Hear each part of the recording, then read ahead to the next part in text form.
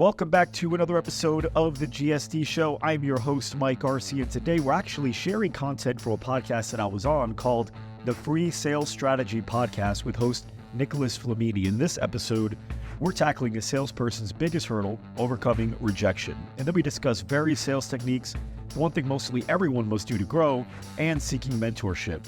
Nicholas and I dive into how top sellers turn a no into a winning formula. So get ready for an episode packed with actionable strategies to improve your sales process. Enjoy. All right, Mike, welcome back, man. Excited to have you on and chop it up a little bit, so much appreciated. Nicholas, I am excited. Let's talk sales. Yeah, so we prepared a couple questions that I think are critical for people that are struggling in sales and even those that fall off the bridge a little bit when they're trying to execute. And it's tough for new people, I think, to be encouraged when it comes to sitting into a sales role and understanding how fulfilling it could be. And so I think one of the big questions just to right out the gate is, what do you think it is initially that causes salespeople to just shy away from it as a career? Well, I think there's a bad association of the word sales, like TV and movies. They just haven't done a great job of making salespeople look like something to admire. But in reality, the wealthiest people out there and the people that earn the most income in a position at a company or sales, usually the top sales guy at an organization is paid better than the CEO. But at the end of the day, it depends on what you're selling as well, and depends on your skill set, because you could also make nothing as a sales guy. And I think the main reason a lot of people, may even associate negatively is that you don't have to have college. You don't have to, you get a sales job with no experience and they'll train you. Yeah. You can't do that with a lot of other things.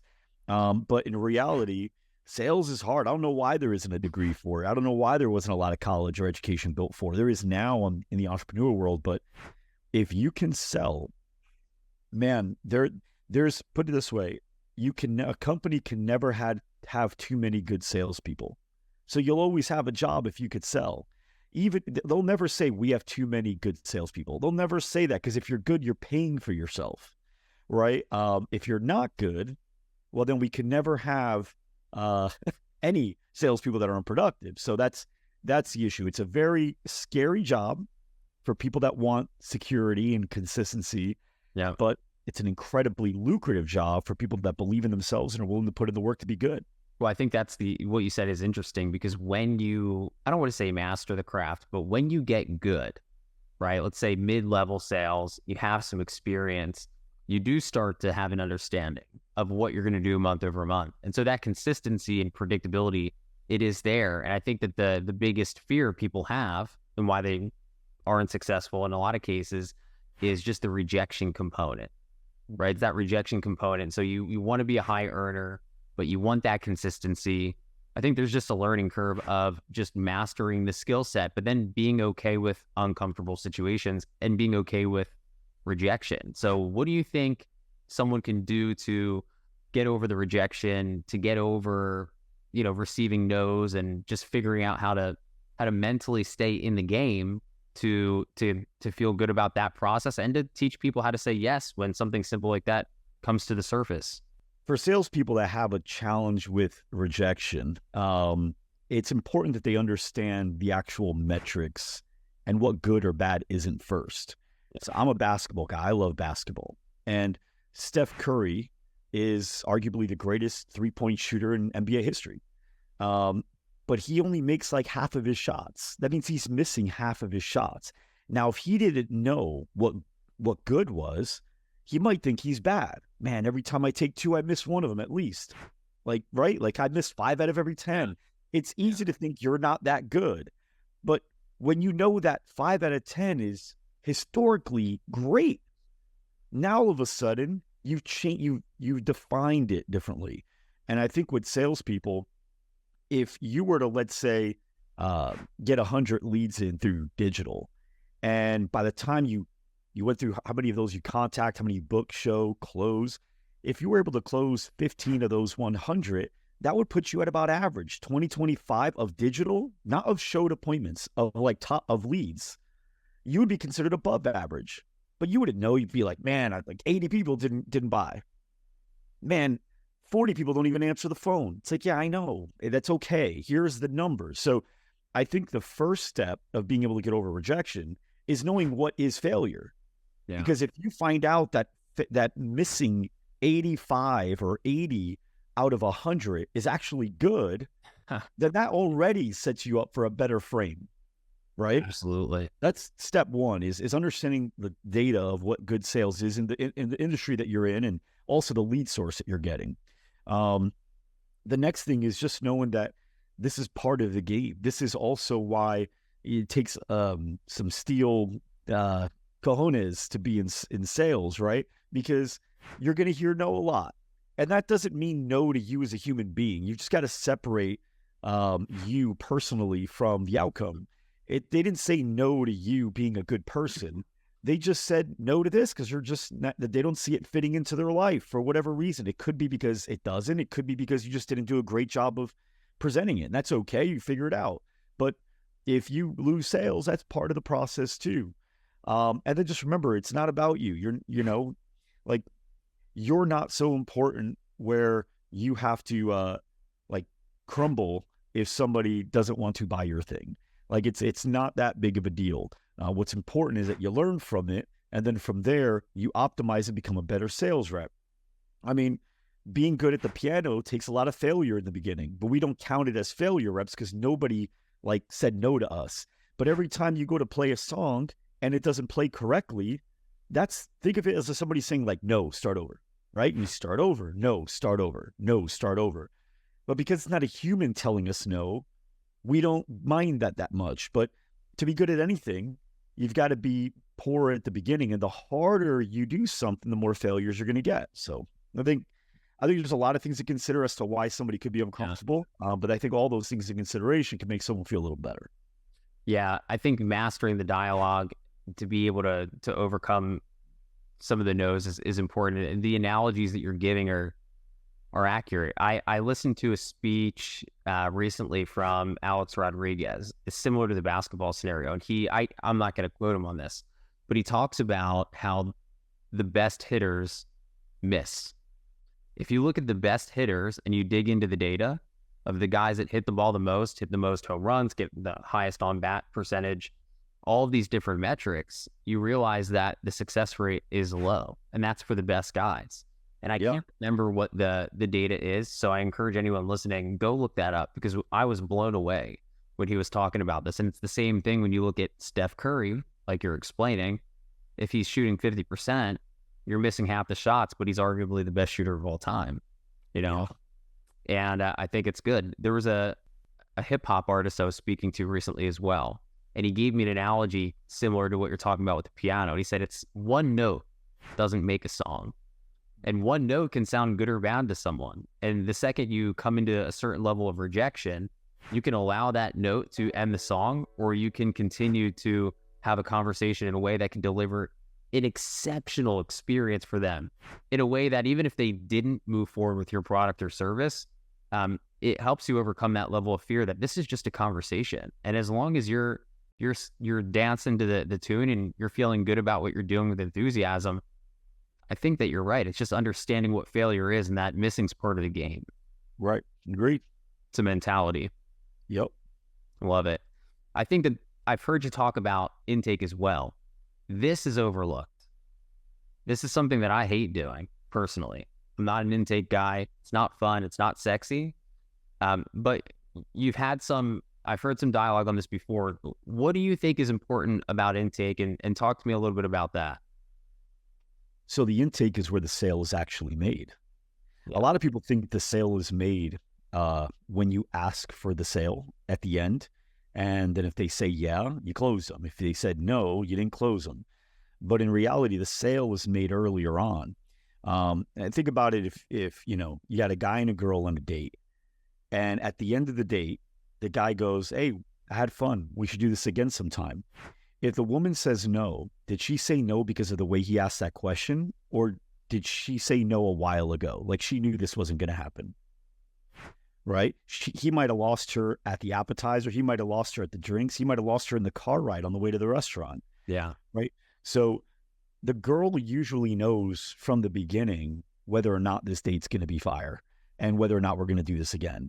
And by the end, it doesn't matter how he really asks if he was a good date or a bad date, her answer is going to be generally the same. Yeah. In fact, if he did a great job earlier, she's kind of hoping. She might even say, hey, we should do this again sometime. She might say it, right? Which is equivalent to a prospect saying, so what do you guys charge for this, right? That's when you know you did good early, when they beat you to it, right? Now, when you get an objection, then we think sales begins here. Right now, you got to overcome the objection. I've even heard salespeople say the sales starts at the objection. I don't think that's true at all. And the reason I don't think that's true is because you lost it already. I'll give you an example going back to the date. Let's say girl and a guy are in a date. Girl didn't like the date. He lost her a while ago. And now at the end of the day, he goes, hey, I had fun.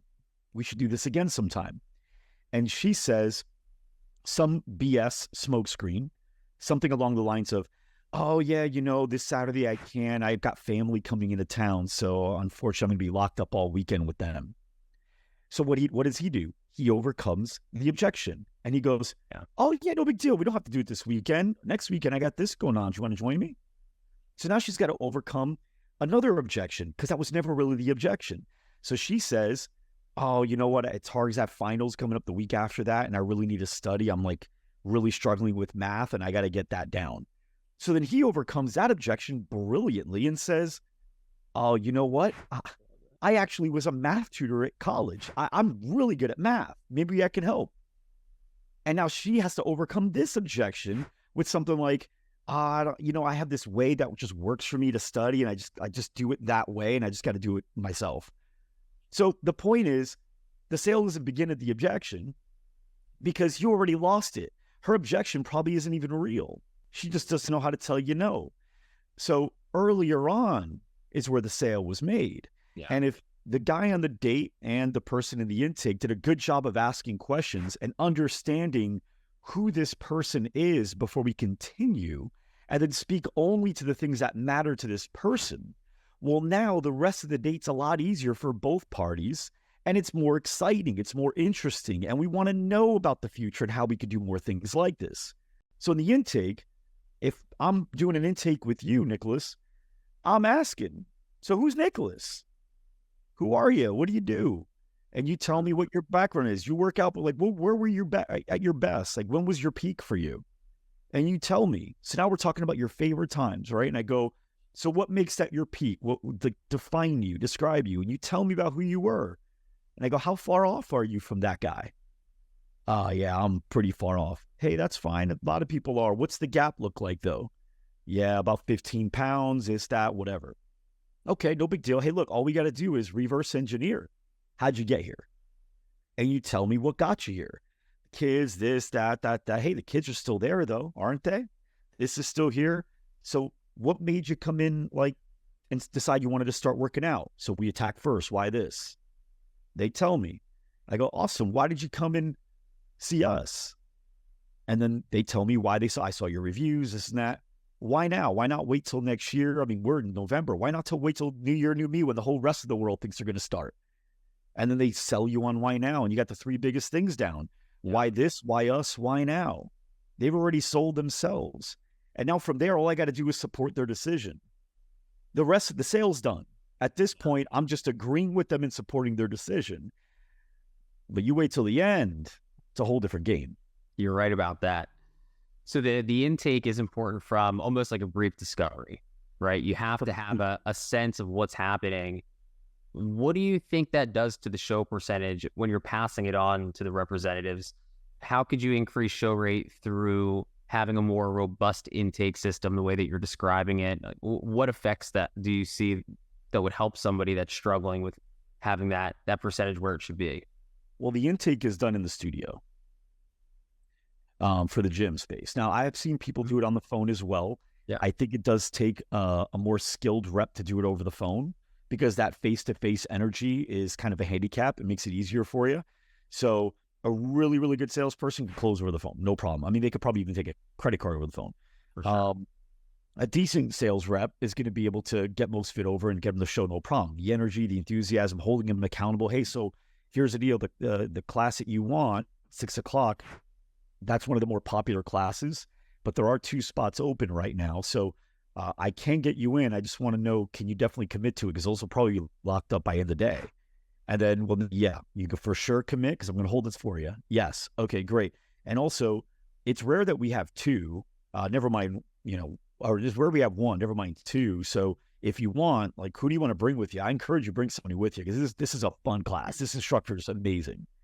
You have, like, who would you bring? Now, you get a second person, so you're getting a 2 for 1. Now, 1 out of 3 times you get it. 2 out of 3 you don't, right? But it's okay. If you get 30 books, you just got 40 shows, right? So that's how that works. And then from there, you take their credit card. You take their, sounds great, Nicholas. Okay, you got you all set. Everything's good. You were in the books. Last thing I need from you is your credit card. Just to reserve the spot. We're not going to charge anything. Obviously, it's more just in case you don't show. So any card works for us. Which ready when you are, right? And then from there, you may get one thing. Well, why do you need my credit card? It's just to hold your spot. It's not a big deal. Like I said, we're not going to charge anything as long as you show, which sounds like that's not an issue, right? Yeah, cool. So I'm ready when you are. That's it. And then they give it to you and you're done. So show rates will go from 40, 50% to 90% when you get the credit card. Do you find a lot of people are afraid to ask for the beloved credit card? Of course. Same thing like the people are afraid to go on a roller coaster. And then as soon as they finish and it works and they felt good, what do they always want to do after that roller coaster? What do they want to do next? Yeah, they want to do it again. Right. So like it's scary because you don't know what's going to happen. You don't know what it's going to feel like. And then all of a sudden it works. And then you're like, cool, I'm just going to do this all the time. So I've not seen anybody in our system that switched to asking for a credit card switch back because it works. It's easy. It does work. You mentioned something that I love. I was having a conversation this morning about this is around enthusiasm. And as it pertains to intake, that initial reaction that you should have when you're speaking with a client, gathering information, a lot of reps early on, and a lot of guys I know now that are good sometimes fall into this. They get too into the weeds with figuring out like the psychology of a sale and checking all the boxes and hitting all the technical stuff. Sidebar here, do you think that it's more important, and I'd like your insight on this, to have higher levels of enthusiasm across the board and sacrifice some of the technical skill, or to just hit all the technical stuff, making sure you're not missing anything ever in the process, but having low levels of enthusiasm? Like, how important do you think enthusiasm is in that equation? Like, polarizing the question here, where do you think, like, how important is it? I'm glad you asked this because I think enthusiasm needs to be defined as well. I think there's enthusiasm where it's the normal expected version of enthusiasm, which is like, Nicholas, I cannot wait for you to come in. We're going to have such a great time. You're a perfect fit, right? Like that's like the enthusiasm. Everybody thinks this enthusiasm. Yeah. But there's also bottled enthusiasm where it's kind of like it's about to erupt, but it doesn't. So it's almost like, hey, Nicholas, I got to tell you, man, I really like you personally, and I like your goals. I like why you're deciding to work out, and I'm excited to see what you can do here. I think you can do a lot of really good things, and I also think it's going to be easy for you. Your body's primed for it. You just need to put it to work. That's right. So there's distinction. Yeah, everyone's a little different in how you do it, and sometimes bottled enthusiasm a little better because it's a little different, right? But it doesn't really matter. Just whatever is more comfortable for you. But you've got to have some level of enthusiasm, and which makes you interesting. And then you've also got to have a conviction. And by conviction, there's 4 levels of certainty that the customer, the prospect, has to feel in order for them to buy. And the first one is they have to be certain that this thing that you're selling is what they need. So if you come to me and you're like, my goal is to be a bodybuilder. I want to be on stage. I want to be like Arnold Schwarzenegger. And I'm selling a spin class. You're probably not going to have a high level of certainty that this program is going to fit you, right? And you as a salesperson should ethically tell them, I think we should do things other than this as well, right? So they got to have high level of certainty that this solution matches my problem, right? You can help me. Number 2 is I have to have maximum certainty that this company provides a solution in a way that I want it. So yes, I may want this I've decided I want a sports car, but I've decided that the Tesla Model S or the Tesla is the sports car that I want, right? So yes, I like this. I do like yoga. I believe I need yoga. And I believe this, the way you do it with like your music, it's all high pumping and it's hot. And I feel like this is the way it works well for me. So they got a high level of certainty in the product, high level of certainty in the company, the way they do it, high level of certainty in the sales rep, which is where the conviction comes in. So I have to be certain that you know what you're talking about. And a lot of times you don't actually have to be a fitness professional. You have to be a them professional. They have to feel like you know them and their goals as good or better than they know them and their goals. So you don't have to know everything about fitness. You just have to know enough about them to where they feel like you understand them, right? So that's level of certainty in them. And the last, in you, they have to have certainty in you as a sales rep. And the fourth one is they have to have high level certainty in themselves. So, and that's where you come in as a coach. So like what you heard me say, like, man, your body's primed for it, right? You just got to put it to work, but your body's like designed to do this well, right? That little thing, as opposed, because, you know, in their head, they're thinking I've signed up for stuff and I never stick with it. Nothing's worked, right? They've quit before. And so they've already come in with a lack of certainty based on historical data. And you've got to be the one that goes like, hey, I get it. You tried Pilates, you tried yoga, you tried, HIIT. None of that seemed to work. Your body is built different. And what we do is built for your body. And you'll see what I mean. It won't take long, but you've got to get in it. Once you do, you'll be addicted, like everybody else has got your style. You trust me or no? Right? Yeah. That's it.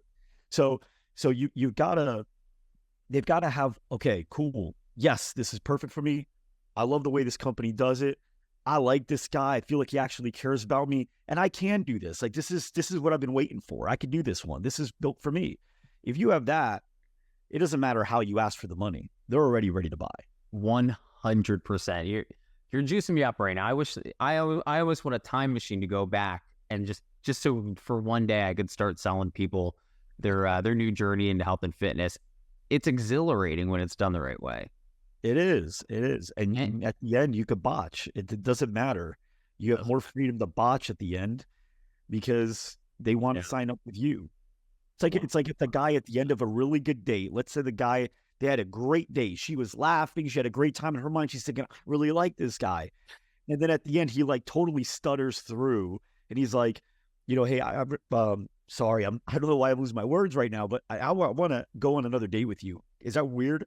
Like, that's such an awkward way to ask for a second date, right? But he could botch that. And she'll think it's charming. She'll think it's cute because she's already sold, right? Yeah, so to your point earlier, it's all in the intake. It's all in the discovery, in your ability to listen. And it's miraculous what happens when you believe in the person more than they believe in themselves and you show that level of interest. It's a game changer. People will wonder what they walked into, and that's what makes them want to take the step. Yeah. Now, there's two things that are important to be able to give the sales rep a tremendous amount of confidence. Number one is stories.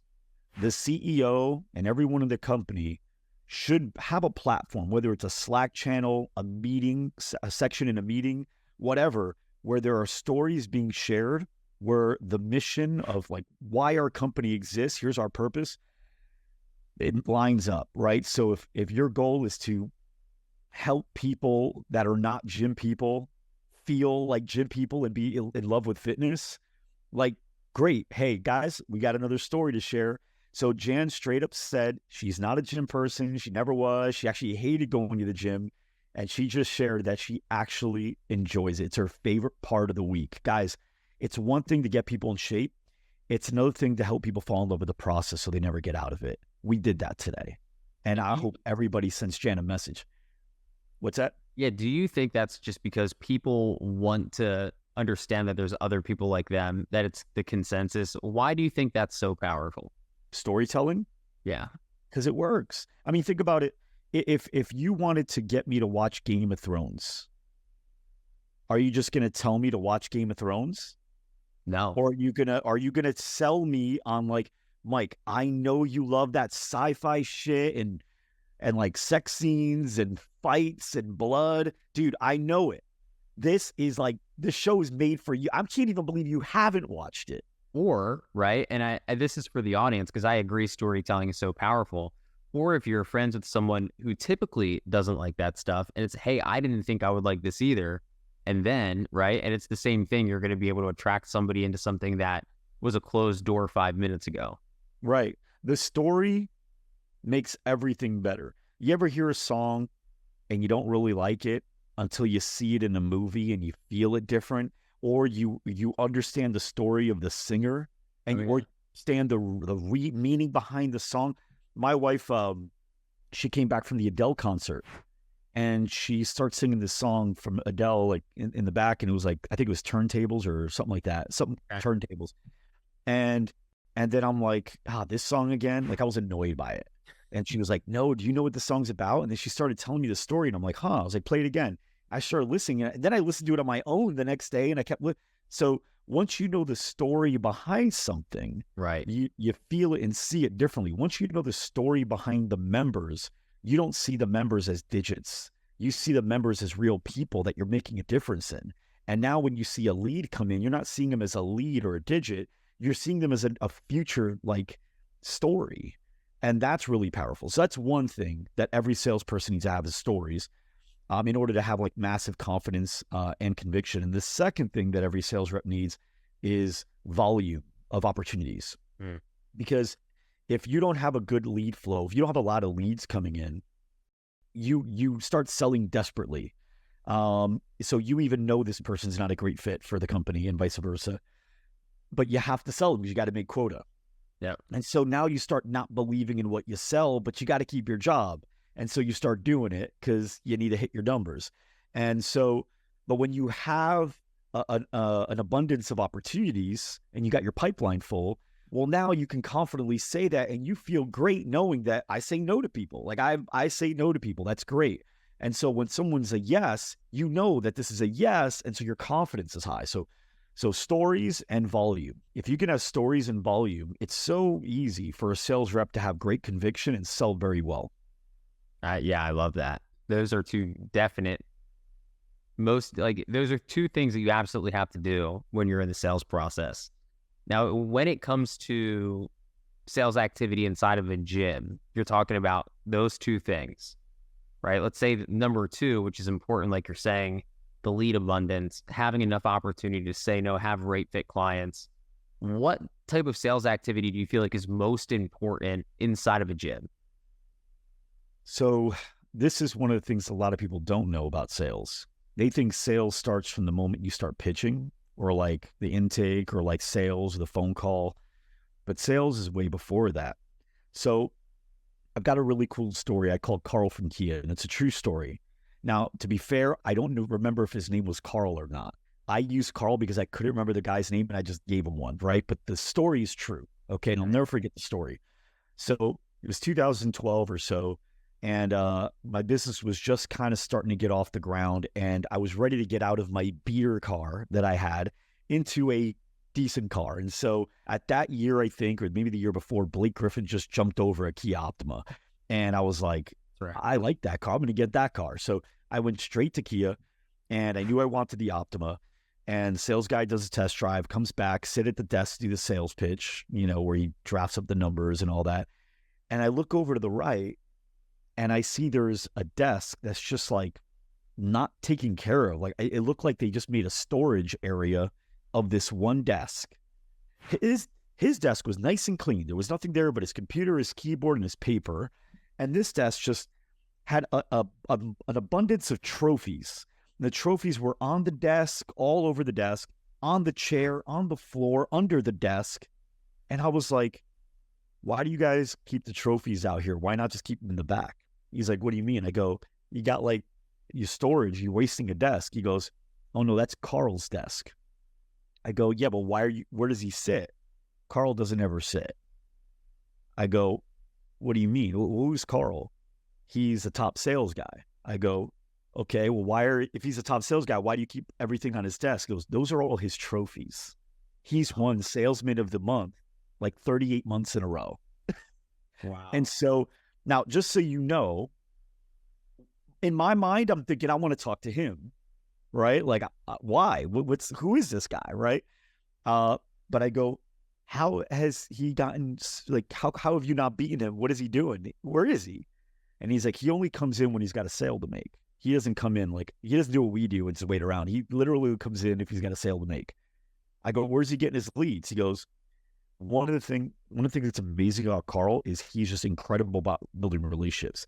He gets invited to weddings, birthdays, bat mitzvahs, grand openings, holiday parties, everything. This guy is like, he becomes incredibly close to everyone he's ever sold. And so he just gets referrals. Like every day he'll come in and make 2 to 4 sales just on referrals. And I go, why don't you do that? Wow. And he goes, yeah, it's a lot easier said than done. But I mean, he's just really good at building relationships. And so I go, how much more money does he make than you guys?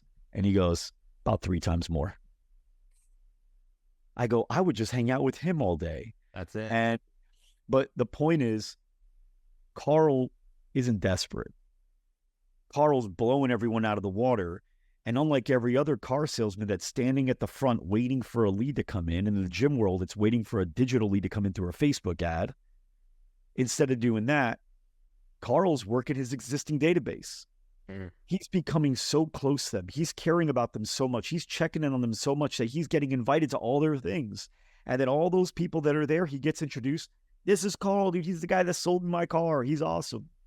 Oh, what kind of car you sell? We sell Optimas. There's actually some new lines out there. If you want, I'll give you a free test drive. Come out. And next thing you know, he's got friends because they're connected, warm intro, and people that weren't even thinking about getting a car are now thinking about getting a car because they like him. And I think that could be done anywhere. It's a matter of making a decision. And by the way, for the people listening and saying our industry is different, I bet you every car sales rep thought the same thing until they met Carl. There you go. You just broke a bunch of beliefs through a story to our last point. And I couldn't even imagine a story that's better fitting to break that belief. That's incredible. How long ago did you encounter this? This was 2012, so 11 years ago. He's not there anymore. I went there like 5 or 6 years. He just got a referral. I'm calling Carl next time. Car. Yeah. And again, I don't even know if I don't know what his name was. Wow. I just named Carl, but 5 or 6 years ago, I was telling that story to someone and I was like, I should go meet with that guy. And I went back to find out, and the trophies were gone. Like, so I don't know. He's probably selling Ferraris. Who knows what he's selling now? It's an amazing story. I think that if you're struggling as a sales rep, you can make up for it in nurture. If you're not a one call closer, you're not closing some of the very first time, you can make it up in nurture. And people don't want to put in the work though. That's what it is. But then they complain about it. It's like, people complain that there's not enough leads, but they don't actually work their opportunities where you can get the best leads. And, it's like people complain that time goes fast, but yet they live like they're going to live forever, So at the end of the day, we're typically pretty, what do you call it? Like hypocrites when it comes to the things that we say. But in reality, if you're like, man, we're not getting any leads. I know we are not. Why don't you start that? Why don't you ask your members to come in, bring in some friends? Why don't you have some sort of a promo where they can bring in friends? Why don't you find out where people work and see if you could do something with their entire, staff, and they can come in and bring their coworkers, have a game out of it. You're dead at 2 or 3 o'clock in the afternoon anyway. Have a team building thing. Hey, why don't we get everyone to come in for free? We'll bring in your whole staff and we'll have everybody so you can last, right? And I'll get some goodies for everybody that comes. You just got 25, 30 people that came in to take a class that work at the same place. The idea is, how do you just get people to the door? Yeah. There's a lot of ways to do it. There's a lot of ways. There is a lot. One way we used to have fun with is that if we had a client that was new, after their first couple workouts, we would simply just ask if they had anyone that they think would enjoy it. We take out their phone. Hey, do you have your phone? And they'd say, yeah. Go grab it real quick. They'd come back, say, hey, can you go to that person's contact? We're going to send them a video really quick. I'm going to film it from your phone. And I would film it from their phone. We'd do a quick video of the two of us. I'd say, hey, I'm with Mike right now. He's killing it in these workouts. He told me that he would love for you to come train with him for free. Come on in. Can't wait to meet you. And boom. And then we send the message from their phone because now it's coming from their friend, even though I'm the one speaking. And that was a fun way to just engage with your current client base to help them encourage someone new to come in. And, maybe 1 out of every 5 people that we did that with would actually bring someone in. But there's no downtime. You can nurture your clients and attract people to come into the facility, but you got to put in the work to do it. And honestly, it's fun. If you can just get over that barrier of just doing it, you're gonna get a lot of appreciation from the client base you have, and then the client base that you didn't know that you could have. 100% agree. Yeah, love that. So that's a big point for sure. Another thing we're talking about I wanted to talk about, was how often somebody should be training. We're talking about nurture and overcoming objections and the rejection factor, and somebody like Carl who has a system down. You don't do that from not training. But how often do you think a sales rep should be sharpening their sword and practicing this sort of stuff? I think it comes down to how good you want to be. I mean, let's say you said, how often should a basketball player practice? What's the answer? Well, how good do you want to get? Like, how often should a person that, plays chess practice? Well, what do you want? Do you just want to be a guy that knows how to play chess at a party you can play and you can hang with some people? Or do you want to compete in tournaments? Do you want to be great? So anything, whatever you want to get better at, I think we could all make sense. We all know this is true, that the level of greatness that you achieve is going to be to the commitment of practice that you put in. And so if you just want to be an average employee, I don't know, average practice, maybe half hour to an hour and a half a week, 15, 20 minutes a day or so of just like role playing stuff. If you want to be average, you want to be below average, do anything less than that. You want to be above average, do anything more than that. You want to be great, a couple hours a day. And that doesn't mean like always role playing for 2 hours, but that means maybe you're role playing for 20 to 30 minutes, but you're reading on sales, you're reading on human behavior, reading on psychology. I mean, you could probably agree that though somebody that wants to be the best in sales, not average, the best is learning about human psychology. Like, how do people think? What gets people going? What triggers people? How do you communicate with people? How do you influence people? Yeah, that's reading. I had the luxury of being able to do a very intimate conversation with like 10, 11 entrepreneurs and Damon John from Shark Tank. Oh yeah. And he's worked with some really great people. And I said, what's the difference between, some people that you saw that were average and those that were good and those that were great? He said, average people don't really do much. They just ride on their own skills. Whatever God gave them is what they ride on. Good people, they'll put in a little bit of training. They'll basically follow whatever the company tells them to do as a training plan. Great, what defines them is what they do outside of practice. So Tom Brady doesn't just go to practice that the rest of the players go through. He's watching film during non-film watching hours. He's meeting up with other football players and other greats outside of normal hours. He's working on little things that aren't required to stay on the team. Yeah. And that's what makes him great. There's stories about Kobe Bryant showing up to practice 3 hours early and staying 2-3 hours late. There were stories about Kobe Bryant waking up 4 o'clock in the morning because he figured that when there's a 2 a day, he can do a third instead of just having 2. And at the end of the year, he just practiced 365 more times than anybody else. The math is the math. Yeah. So when you say how often should be tied to expectations. Everything with should is tied to expectations. You should have thought of that. That means you had expectations for me, right? So how often should I practice? Well, what are your expectations? I love that. You see it right now. I'm a big Sixers fan. I love basketball, but huge Sixers fan. And every single time you hear Tyrese Maxey, for those that don't know, is the point guard for the Sixers, you hear his name come up in an article. Every single person follows it up with he's the first one in the gym and he's the last one in the gym. And his rookie year, he was criticized. Talented, but needs to work on a jump shot. And now he's shooting threes from 4 feet beyond the arc and has one of the best 3-point percentages. That has nothing to do with the skill that he was given. He's out there practicing more than anyone on the team, left and right, and it's paying off. And any skill set that you have, if you ride on that, I think it just declines. I don't think it maintains. I think you get worse over time. I think you have to practice. Your skill never stays as good as it. This is just my take. It's never going to be as good. Things change. You always got to get better. If you're not growing, you're dying. Now, here's what I will say, Nicholas, and this is important because whoever's still listening right now is probably going like, yeah, I should train more. And they probably will. They'll probably buy a book right now. Maybe they'll look up some people online. Maybe they'll just role play more. And that may last for a few days and then it's over. So if everyone wants to know the secret to keeping it going, it's about getting your circle of friends right. Who else is reading shit on sales? That's right. Who else, or whatever you want to be great at. If you're a business owner listening to this, who else is studying entrepreneurship?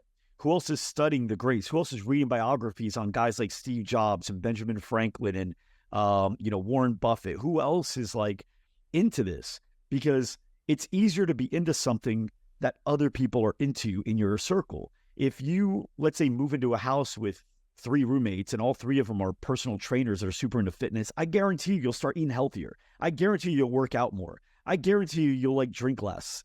If you move into a house and it's a bunch of people that just love music and they love talking about the meaning behind music, I guarantee you'll start reading up more on musicians and things about the music, and you'll just get into it.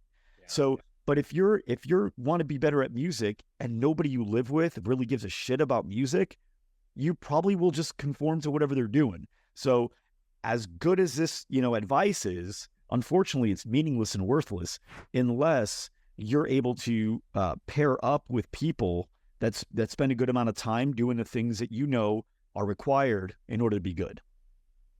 How difficult do you think it is for someone to break away from the friends that are bringing them down? How do you? It's hard, right?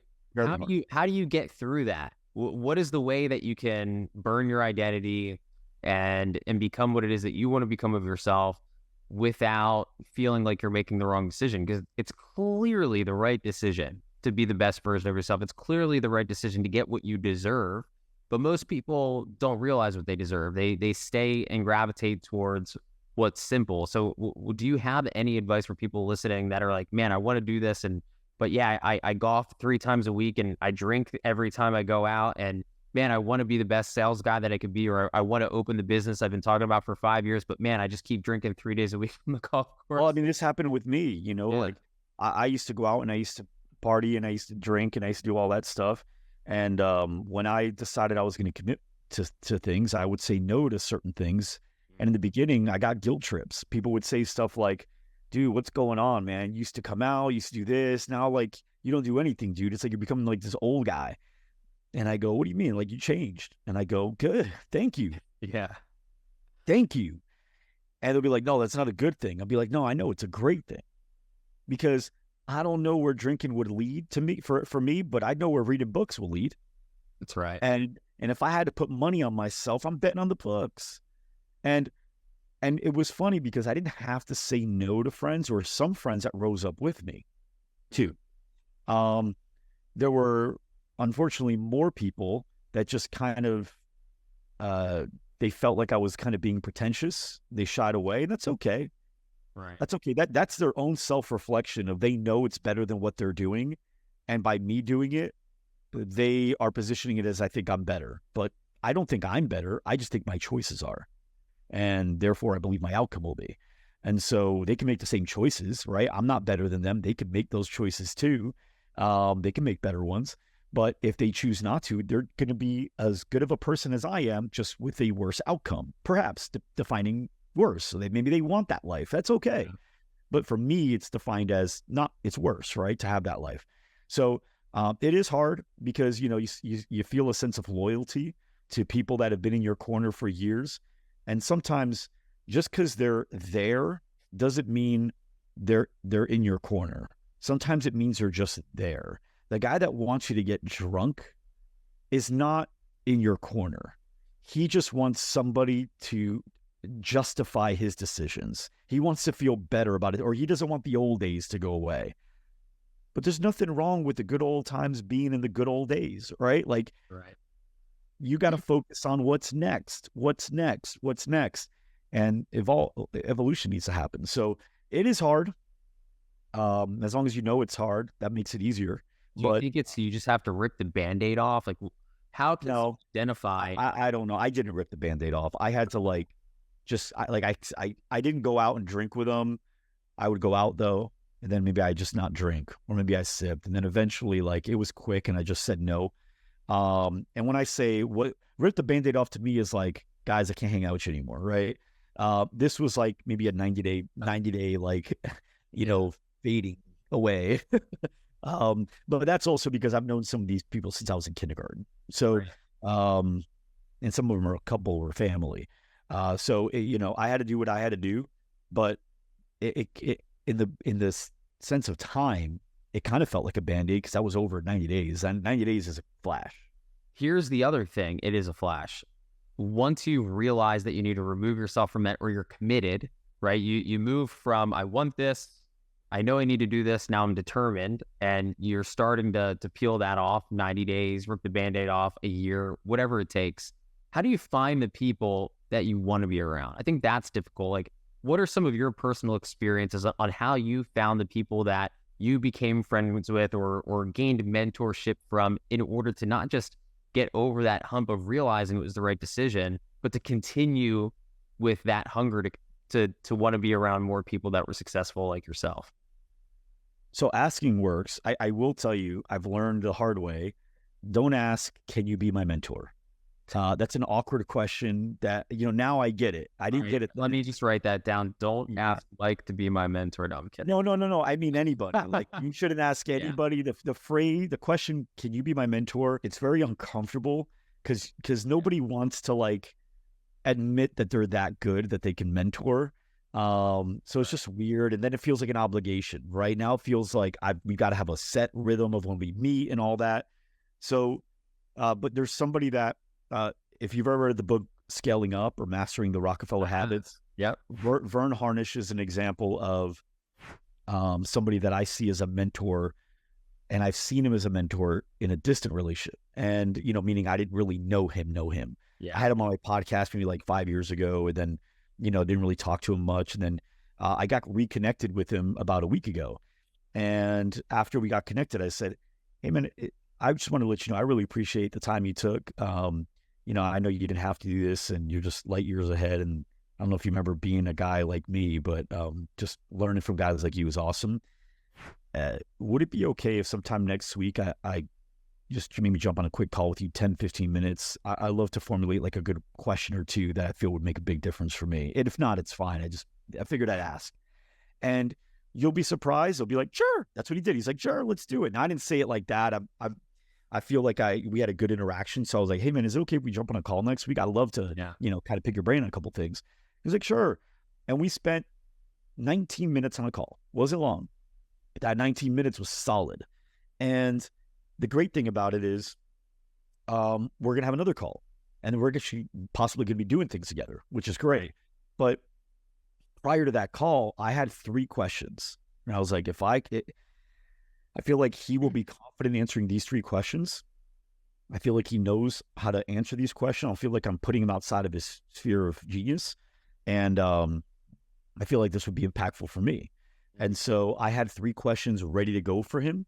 And we dove in, and it was efficient. And so, yeah, I mean, I don't think I've had really, outside of asking that stupid question, will you be my mentor? I don't think I've had anybody ever turn down jumping on a quick call or, hey, is it okay if we jump on a Zoom or something like that? And then from there, as long as you're willing to follow up, send messages, send gifts, stuff like that, they're always open to jumping on another call. A mentor, the difference between a mentor or coach consultant is there's no obligation. The mentor shouldn't feel like they're like tied to your success or failure, right? Like they're there to answer some questions randomly. There's no agenda. There's no meetings scheduled consistently. They don't want to be accountable for your results. Well, I learned that early on. I think asking is one of the simplest ways. And I try to reciprocate as much as I can. I'm light years away from where I want to be. But when you start to see your other friends that are gravitating in a positive direction, because some of them do start to see, well, wait a second. But he did do this and we laughed, but how's he doing that? Even almost a decade later, I have people reach out, and I'm happy to give people what I could possibly provide. But it's what we were talking about earlier. Like, I think when you get into entrepreneurship or sales, or you're trying to really level up on what you're doing with your business, you can't be afraid of someone saying no. And most people are good people. Most people. I believe that. And if you just ask, it's okay if someone won't give you the time, but most will. And I think that's what's really interesting is as the pendulum swings to people that want to be better, people that are focused on good things, people that are ambitious, you'll realize that they have that same character trait likely that you may have or similar to it. And most people, if they have the time, it's contingent on that, they'll give it to you. And it's encouraging. And so this is a big takeaway from people listening as well. Don't be afraid to ask for help because people will help. You know, most successful people, actually, I can't think of any that I know, so I'm going to say most out of just being safe, have had good mentors throughout their lives. Like, you don't just get there. Nobody's born with this stuff. And if you think of a player that had a great coach in sports, they like helping other people coach and pass on the way that they were coached, right? If you had a great dad and your dad used to take you fishing to have some really tough conversations, like you want to do that with your son, you want to pass that on because you know how meaningful, bro. Yeah. So mentors are, if they've been successful, they've had great mentors and great experiences, and they love the way they learned. My toughest mentor, I say this all the time, and I carry this to everyone that I see myself as a mentor as, or they may see me as that. And my mentor, he never takes my side. Ever. On anything I have that's bothering me, that's not working, something's going on, I don't feel right about certain things, he never takes my side. And that's how he takes my side. Because he'll never say like, oh yeah, dude, I get it. She's a jerk. You just cut her off. Oh yeah, he's an asshole. I get it. Dude, wives could be like that sometimes, it sucks. Marriage can be difficult. I get it, dude. That's why single life is awesome sometimes. Like, he'll never do that, ever. He'll never take my side. And what he'll say is, if I were to say something like, yeah, man, my wife is kind of, going through it today, and I don't, like, she's great, but as an example. Yeah, no, yeah. I was like, she's really going through it today. He'd say, what would she say? Or he'd say, if she wasn't going through it, or if she was, and somehow the result was better and she was nice, what would you have had to do to make her, even if she was going through it, to be there for her and actually see you as the person in her corner? How would you have acted differently? He would challenge me like that. If I said, man, I feel like the people on my team, they're not really like motivated. I feel like they don't want to really work harder. And he goes, do you think it's that they don't want to work harder? Or is that maybe you haven't given them a good enough reason that ties and is important to them? Because do you think people would typically like to be known for a hard worker? Yeah. Okay, so they do want to work harder because they want to be known for that. But do they want to work harder in this thing? I don't know. Maybe. Like, he'll never take my side. Yeah. But that's how he takes my side, because rather than allowing me to be a victim, he actually is my power source. He finds ways to help me, and what he says is the other person's not in the room. So might as well be useful. And I could only go with you. I could only work with you. So that's it. I'm not going to work with them, or I'm not going to put anything on them. I'm going to be useful. So I think because of that, and that's how he's mentored me, I've carried that on. And I'm excited to do it. Somebody will start complaining, oh yeah, I can't believe it. This guy opened up right down the street and now, he's going to take my clients. And well, what if you guys were friends and you actually helped the community become more fitness focused together, and both of you guys were maxed out? What would have to happen? How would you guys do that? If you were to get there, how would you get the community to work out twice as much as they're currently working out now? How'd you get twice as many people to embrace fitness? Right? That's the challenger. Instead of being like, yeah, dude, I get it. That shit happens. All right. Here's what we got to do. I love that. Have you ever read the book Against Empathy? It's Paul Bloom. No. So what he talks about in that book is ringing a bell. So he distinguishes the difference between empathy and compassion, and he isolates them. They're tightly knit, but he isolates them, and I love it for that reason, because the way he defines the whole book in a summary. So you should definitely check it out yourself or anyone else listening. Empathy allows you to obviously be reflective, but you're almost submitting to the circumstances of others. And usually empathy is required in tough circumstances, or when someone's experiencing negative emotions or has a limited belief system. And so if you sit too much in empathy, you start to drown in it with that person, and they don't really have the ability to realize that they can overcome it. So what he talks about in the book is the difference between empathy and compassion. Compassion is being empathetic for a moment, but being willing to open the door in a way that you're saying your mentor does, so you can walk out of it and understand that you actually do have the ability to overcome whatever that emotion is you're feeling, whatever the circumstance is. And it doesn't come off in a way that's arrogant. It comes off, if someone's willing to walk you through that and you can devise the solution, similar to sales, but if it's someone that you know and trust, rather than just being empathetic, the person that loves you will be compassionate.